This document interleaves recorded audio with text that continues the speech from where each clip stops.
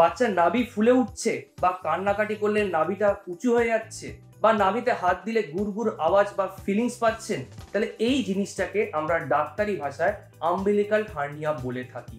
এই জিনিসটা কেন হয় মনে রাখবেন, নাভির চারিপাশে যে মাসেলগুলো আছে সেগুলো দুর্বল থাকার জন্য বা পুরোপুরি তৈরি না হওয়ার জন্য ভেতরের যে নাড়িভুঁড়িগুলো অনেক সময় বেরিয়ে ওঠে, এটাকেই আমরা আম্বিলিকাল হার্নিয়া বলে থাকি। সাধারণত বাবা মারা খেয়াল করে 1-2 মাস বয়সেই বাচ্চারা যখন কান্নাকাটি করছে এই নাভিটা ফুলে উঠছে।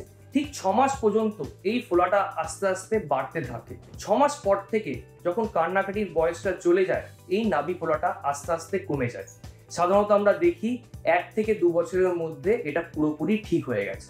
যদি 2 বছরের পরেও এই নাভি ফোলাটা না ঠিক হয়, তাহলে অবশ্যই আপনি বাচ্চাদের সার্জন ডাক্তারের সাথে কনসাল্ট করবেন, কারণ অনেক সময় এই জিনিসটার অপারেশন লাগতে পারে। এছাড়া আর কোন ক্ষেত্রে অপারেশন লাগতে পারে, নাভির জায়গাটা অনেকটা লাল হয়ে যায় বা ওখান থেকে যদি তাপ আসে বা নাভি ঢোকানোর চেষ্টা করছেন কিন্তু ঢুকছে না, বা বাচ্চার পেট ফুলে উঠছে, কান্নাকাটি করছে, প্রচন্ড পরিমাণে বমি হচ্ছে, এই রকম কন্ডিশন হলে অনেক সময় নাভি জড়িয়ে যায়, সেই ক্ষেত্রে অপারেশন করতে লাগে। বাট বিশ্বাস করুন, বেশিরভাগ সময় ক্লিনিকে আমরা যত পেশেন্টই পাই তাদের কারোরই অপারেশন করতে লাগে না। বেশিরভাগ সময় এটা 2 বছরের মধ্যে ঠিক হয়ে যায়। তাই রেগুলার ডাক্তারের ফলো আপে থাকুন, এটাকে নিয়ে অযথা ভয় পাবেন না।